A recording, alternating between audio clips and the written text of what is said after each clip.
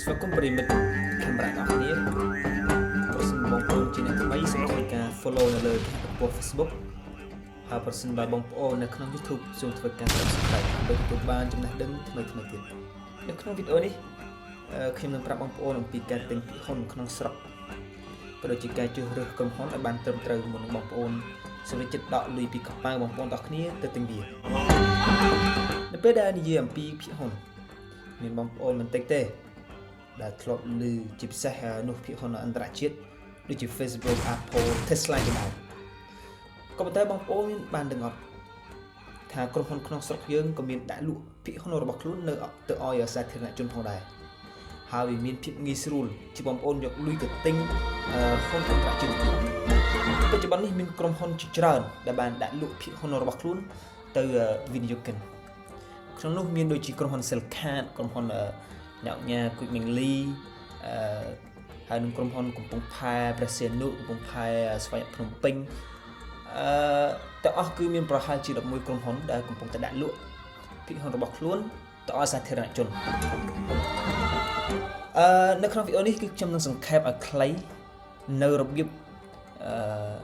ឲ្យបងប្អូនចេះទិញភាគហ៊ុនដោយខ្លួនឯង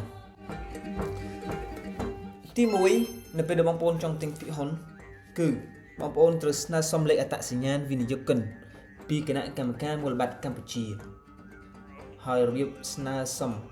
លេខអត្តសញ្ញាណវិនិយោគិននោះគឺបងប្អូនអាចស្នើសុំដោយផ្ទាល់ឬបងប្អូនឲ្យ broker បងប្អូនស្នើសុំជំនួសបងប្អូនទាំងគ្នាបងប្អូនអាចទៅរក broker បាននៅតាមធនាគារមានដូចជា Excelida និង broker ជាច្រើនទៀត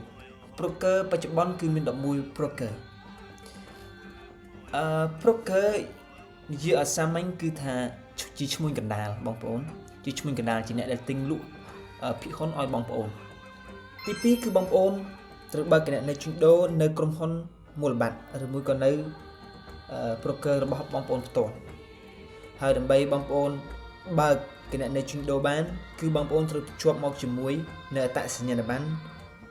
រូបថត 4x6 លេខអត្តសញ្ញាណវិនិយោគិនគណនីធនាគារមានតែ4ហ្នឹងគឺបងប្អូនអាចបើកគណនីជួញដូរបានហើយ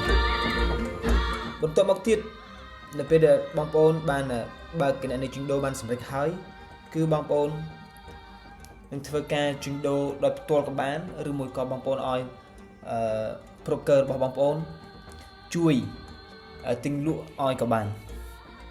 ហើយប្រសិនបើបងប្អូនចង់ធ្វើការទិញលក់ដោយផ្ទាល់គឺបងប្អូនគ្រាន់តែ download នៅ app ឈ្មោះថា CSX នៅក្នុងទូរស័ព្ទដៃនៅក្នុង App Store ក៏មាននៅក្នុង Play Store ក៏មានហើយបន្ទាប់ពីបងប្អូនបាន download ហើយគឺគ្រាន់តែបងប្អូនធ្វើការ log in ដែលលេខអត្តសញ្ញាណវិនិយោគិនឬយើងហៅថា Investor ID ហើយនឹងលេខកូដតែប៉ុណ្ណោះហើយបន្ទាប់មកទៀតបងប្អូនអាចធ្វើការទិញលក់បានដោយផ្ទាល់វីដេអូនេះគឺសង្ខេបខ្លីមានតែប៉ុណ្្នេះឯងបើសិនជាបងប្អូនមានកន្លែងណាដែលមិនទាន់យល់គឺបងប្អូនអាច comment សួរហើយប្រសិនបើបងប្អូនចង់បានចំណេះដឹងថ្មីៗទៀតគឺសូមធ្វើការ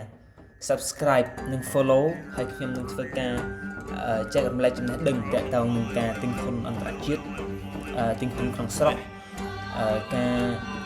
វិនិយោគទៅលើផ្សារហ៊ុនហើយនៅក្នុង channel កាមេរ៉ានេះទៀតគឺខ្ញុំនឹងធ្វើការចែករំលែកទាក់ទងនឹង technology ក៏ដូចជាចំណេះដឹងផ្សេងៗទៀតផងដែរជាចុងក្រោយសូមអរគុណសូមជម្រាបលា